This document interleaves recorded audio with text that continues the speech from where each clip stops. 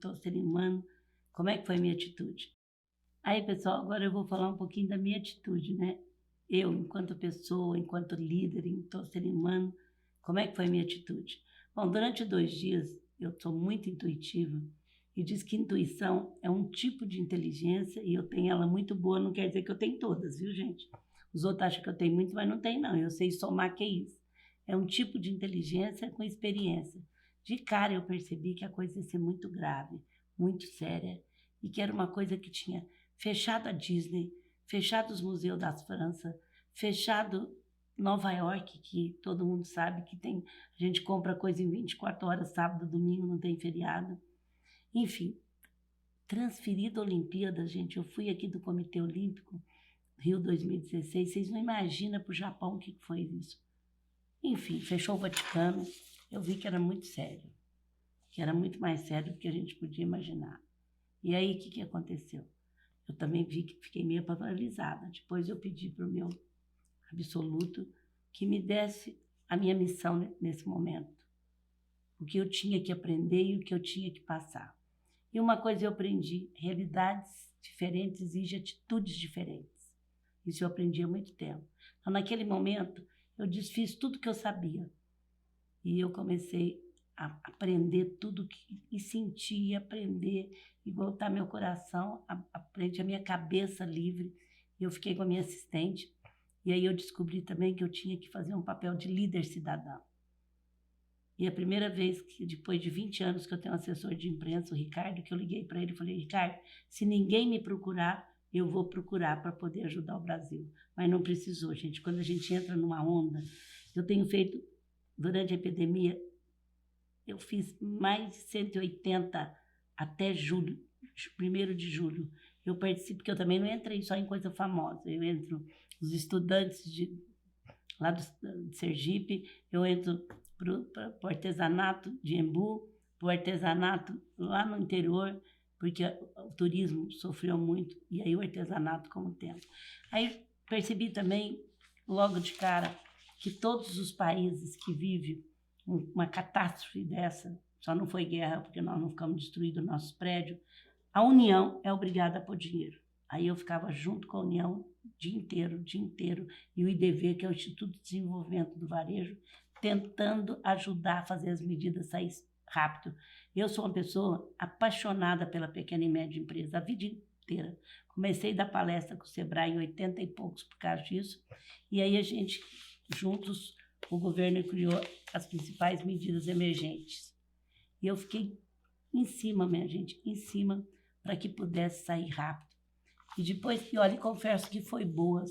Tanto é que eu virei garota propaganda dessas medidas, foram rápidas. O problema é a burocracia e são as fichas cadastrais de banco para chegar. Aí o que a gente fez junto com a minha equipe? Como eu sei que o empresário, o empreendedor não é muito de ler, eu criei o Depara. O Depara, como era o fundo de garantia, como era o PIS, o CONFIS, como que eram os financiamentos de banco, e lutando também para sair aquelas medidas pequenininhas. Então, nesse fim de junho, saiu as medidas para as pequenininhas da Caixa Econômica. Aí falava, Luísa, está demorando de chegar. Aí eu ficava ligando para os bancos, ficava ligando para o BNDES, para o Banco Central, para poder chegar. Porque eu aprendi muito cedo que eu tenho que ser protagonista e não ficar reclamando. E aí fui ajudar nessas medidas, comecei a divulgar elas para todo mundo, estou mandando uma para a PUC, mas no meu Instagram, no meu LinkedIn, na bio, tem, toda hora que atualizo, eu atualizo as medidas para que elas poderiam ter saído mais cedo. O governo até que deu dinheiro. Tenho que falar o que é certo, mas demorou a chegar. Agora, no fim de junho, começo de julho, que começou a chegar melhor, mas já deixou muita gente para trás. E aí eu fiz um trabalho com as pequenas e médias empresas também. Olha, gente, a epidemia vai justificar tudo. Se vocês quebraram, se vocês tiveram que sair do mercado, não se preocupe com isso. Mas eu adoro errar. Mas eu detesto errar o mesmo erro 2 vezes. Então, enfrenta vocês com vocês mesmos. Por que vocês estavam sem fluxo de caixa? Por que até então vocês não tinham entrado no digital? Por que vocês estavam... Será que vocês não estavam misturando o caixa pessoal de vocês, que eu chamo a gavetinha, ou o seu bolso pessoal, com a gaveta da empresa? E aí eu passava um exercício muito legal. As 3 coisas que a empresa faz e não deveria fazer, as 3 coisas que ela não faz e deveria ter feito, e as 3 coisas que ela deveria continuar fazendo. Isso aí, gente, serve até para vocês.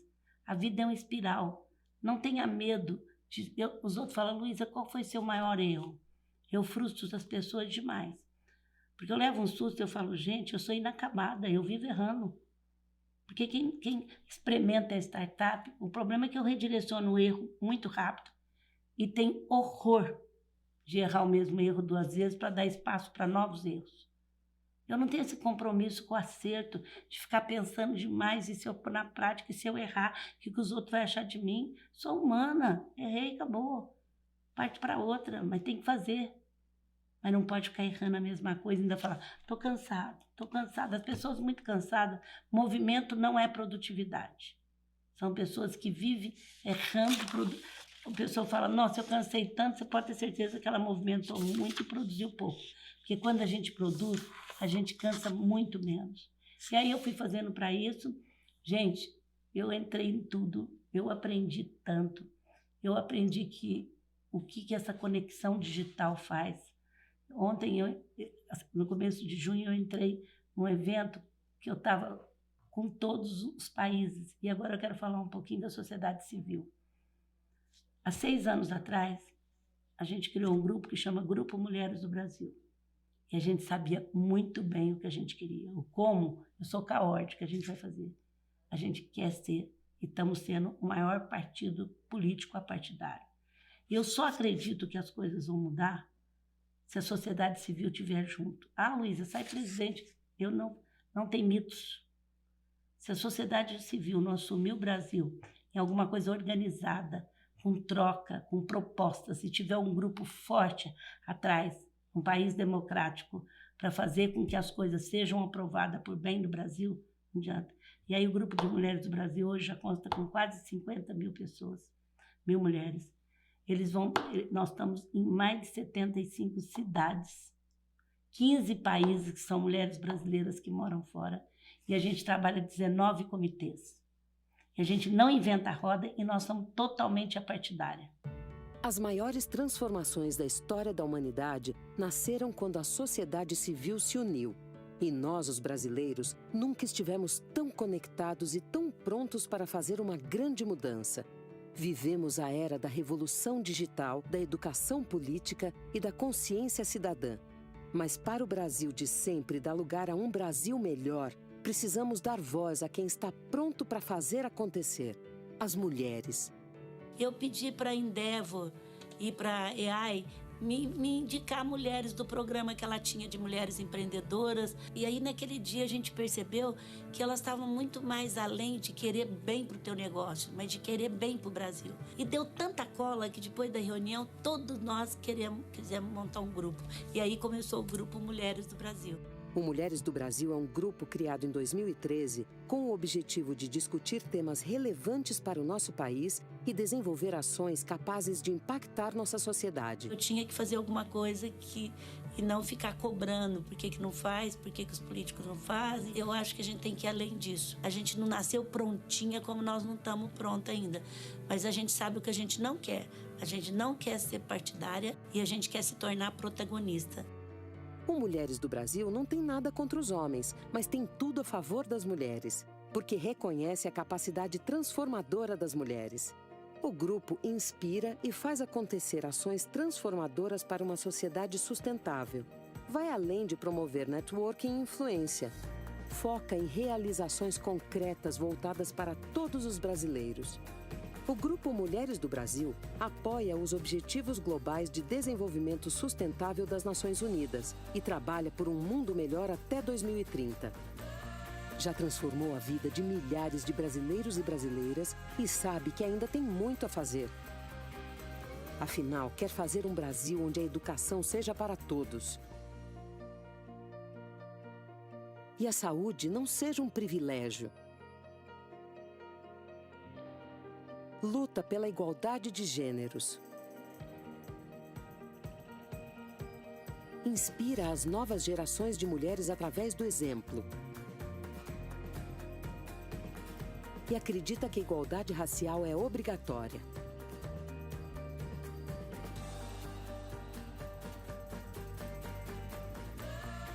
O Mulheres do Brasil influencia a esfera política. Incentiva o diálogo a favor da justiça e da paz. E para tudo isso evoluir, não precisa reinventar a roda, mas pôr em prática modelos de sucesso.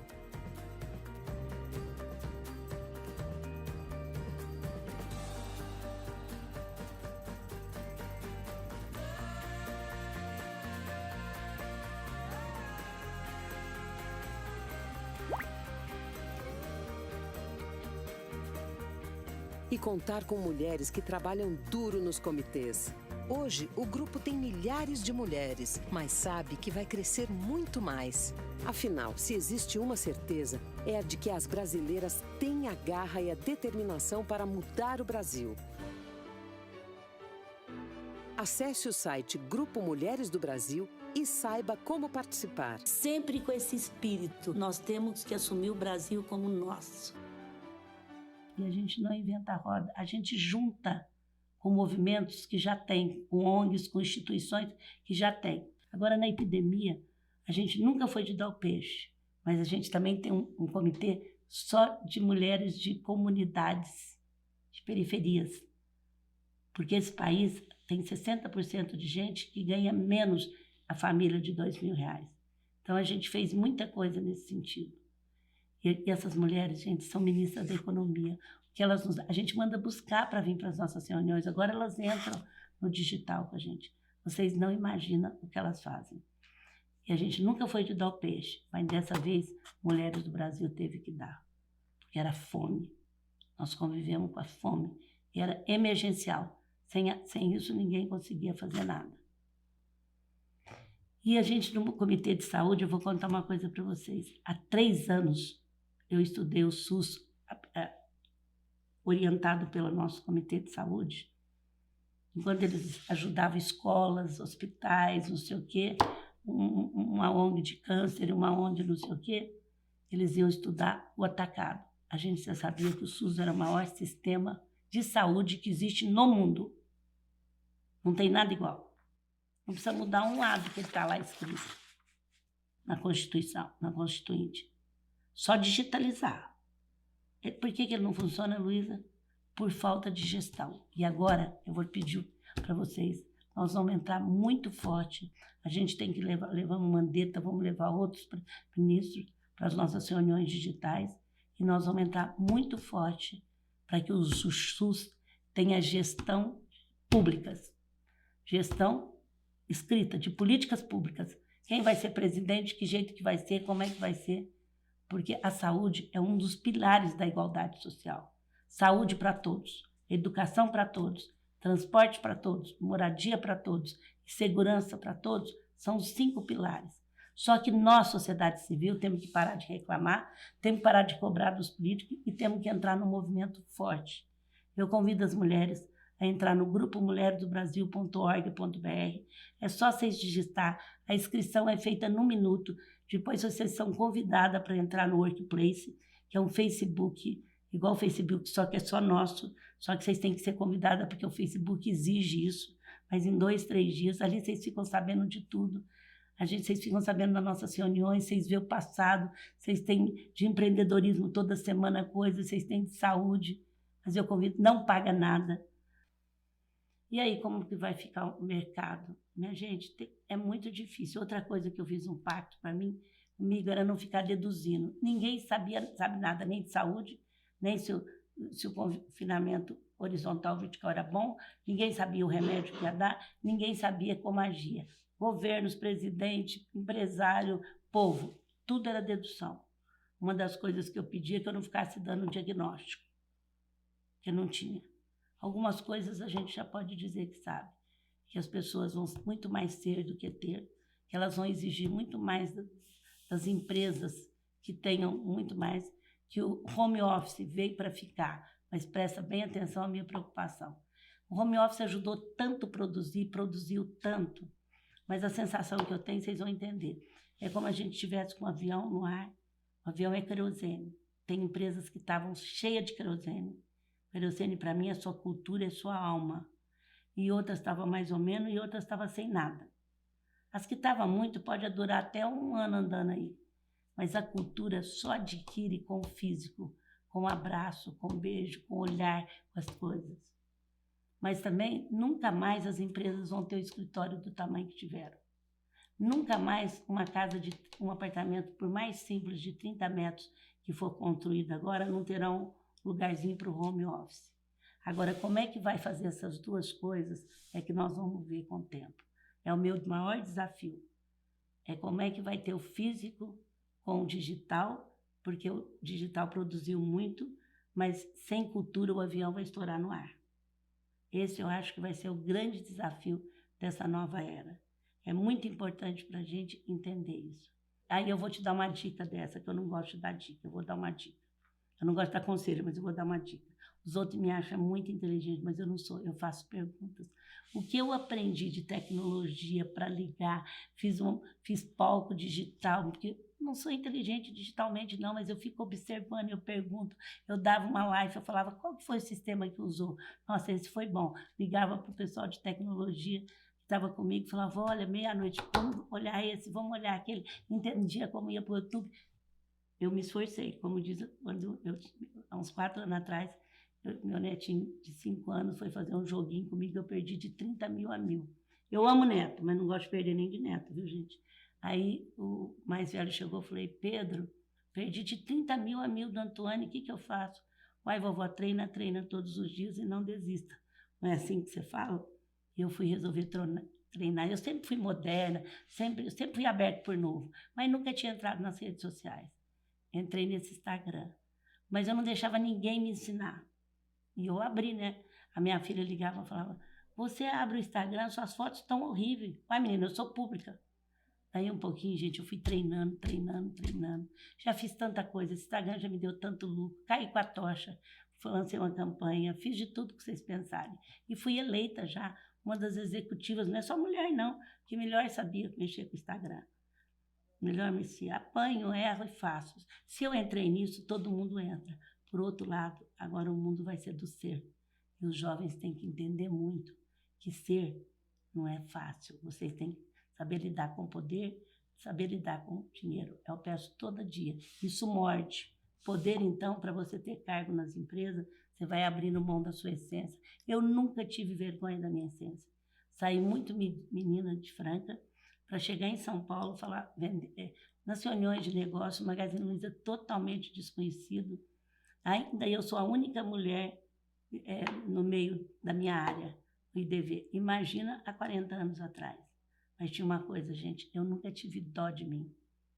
Eu tive 2 mulheres muito importantes na minha formação. Minha tia, que não tem filho, que fundou a empresa, que não tem inteligência emocional, mas tinha uma inteligência de negócio e uma honestidade, nunca teve crise. Nunca escutei, não tenho. E ela começou a empresa, ela era vendedora. Ela não tinha dinheiro nem para pagar a segunda prestação. O sonho dela, ela foi vendedora numa loja muito grande. Ela é a melhor vendedora do setor antigamente. E ela casou, foi embora de São Carlos, para São Carlos. Nós somos de Franca. O sonho dela era montar uma loja para gerar emprego para a família. E ela nunca entendeu como é que eu tinha que dar curso para vendedor, como é que eu tinha que fazer isso, porque ela nasceu com o 4º ano primário, ela já sabia fazer tudo isso. E nunca aceitou também ninguém falar para ela, Dona Luísa, eu sou tão honesta, mas honestidade é obrigação para nós, não é vantagem nenhuma. Com 12 anos eu gostava de dar presente, por ser filha única. A minha mãe tinha uma inteligência emocional que vocês não imaginam. O ver dela falar não, ela falava, vai trabalhar nas férias, ganha e dá. E eu dei tão certo, gente, fiz minha primeira poupança, dei presente. E mais do que isso, todos os meus primos na época foram trabalhar em dezembro, meus filhos foram, e você não sabe da maior. A minha filha, a minha neta, filha do Frederico, quando ela fez 12 anos, agora em dezembro, que agora ela já fez 13, em junho, ela acabou a escola, pôs um uniforme, um crachazinho, e foi trabalhar na loja, mas com horário, com tudo. E o primeiro dinheiro que ela ganhou, ela foi dar de presente. Olha como a vida te devolve quando você é do bem, quando você não fica focado só em coisa negativa. Tem gente que olha para uma planta, a planta morre. Tem gente que só está vivo porque não conseguiu morrer.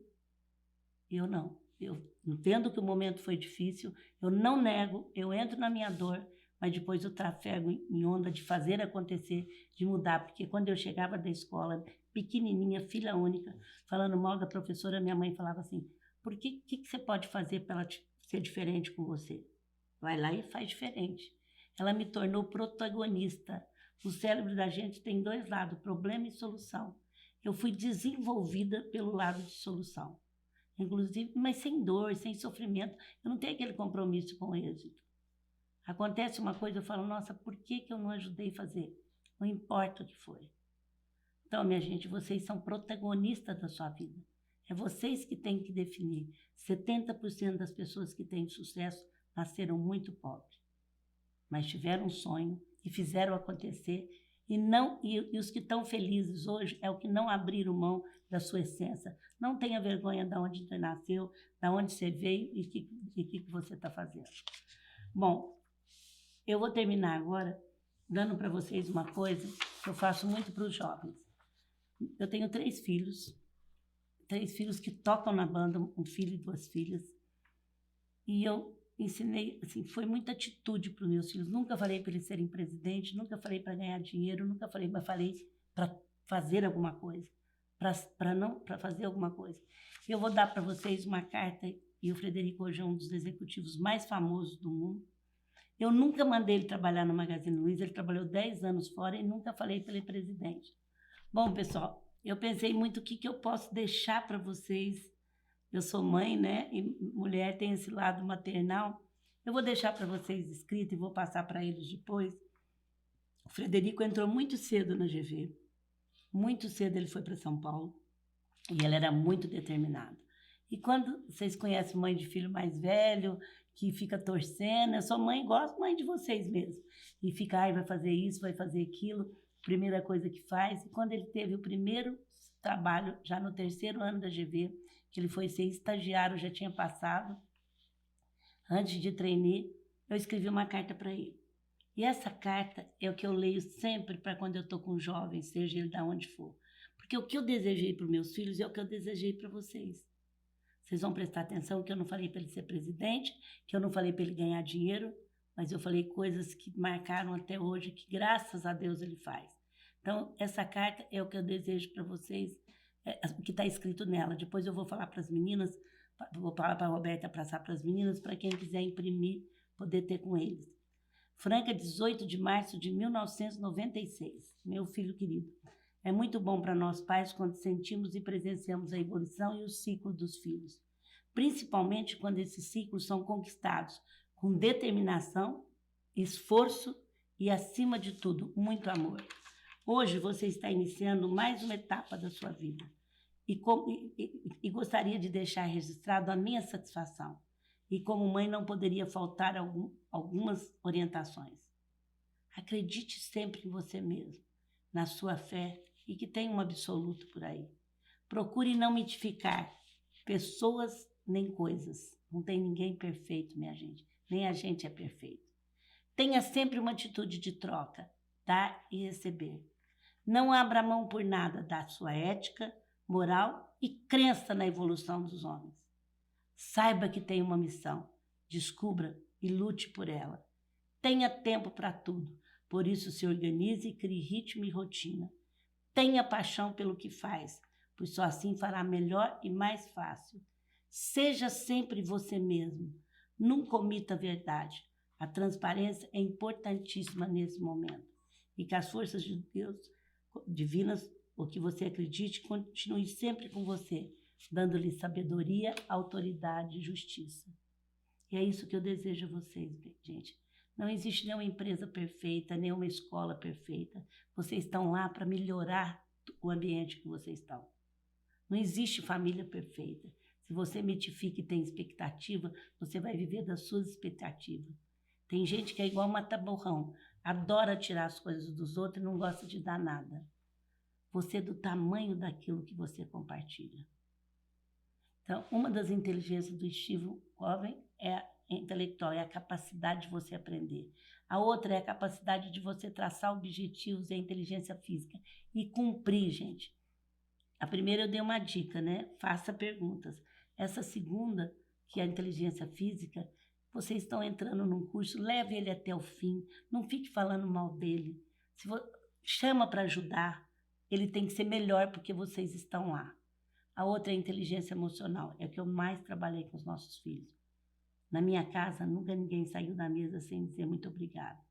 Nunca nós usamos o dinheiro "tô te comprando", porque eu sabia que se eles não soubessem lidar com gente, poderia ter dinheiro, o dinheiro acaba, mas eles jamais seriam um líder. Líder é aquele que leva as pessoas mais longe do que elas acham que pode ir. Não tem nenhuma definição de líder melhor, mas você tem que se levar mais longe do que você tem que ir.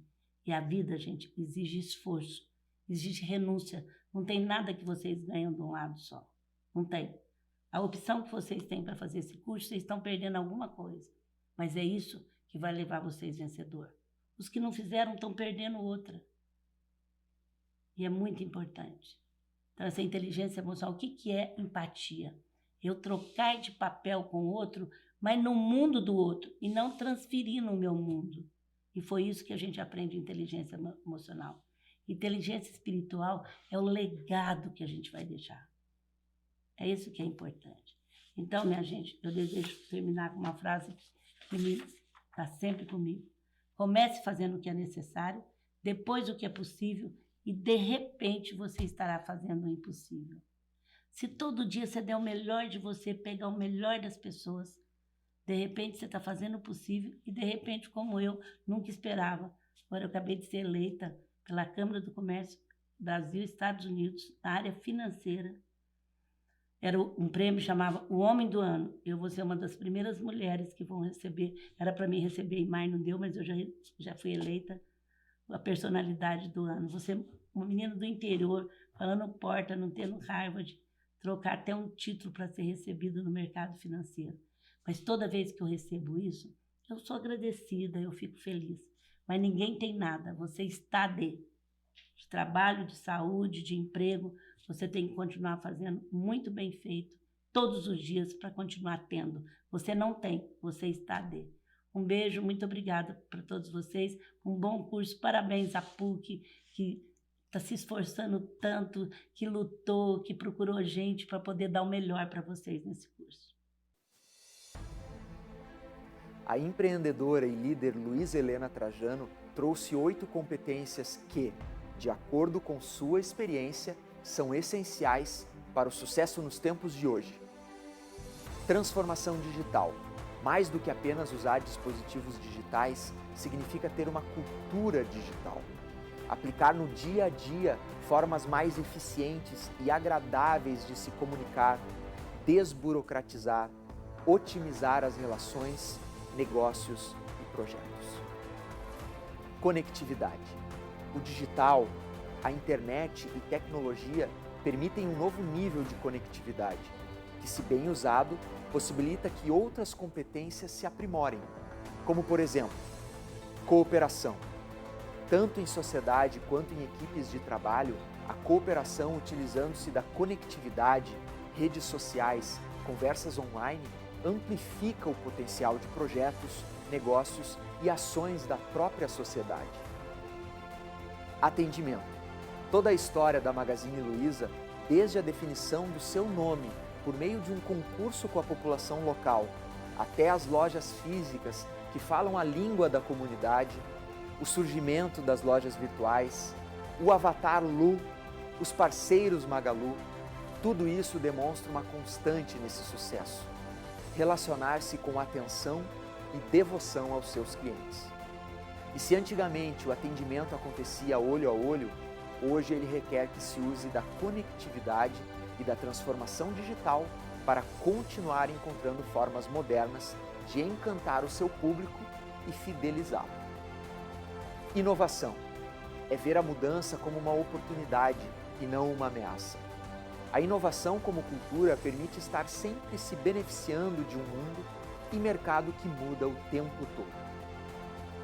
Propósito significa enxergar propósito no trabalho, na família, na sociedade, na vida como um todo. E saber utilizar esse propósito para se manter motivado a grandes realizações. mesmo em cenários de dificuldade. Empatia é a capacidade de se colocar no lugar do outro e saber usar isso para compreender, atender, criar soluções melhores. Liderança, um ponto norteador da aula da Luísa Helena.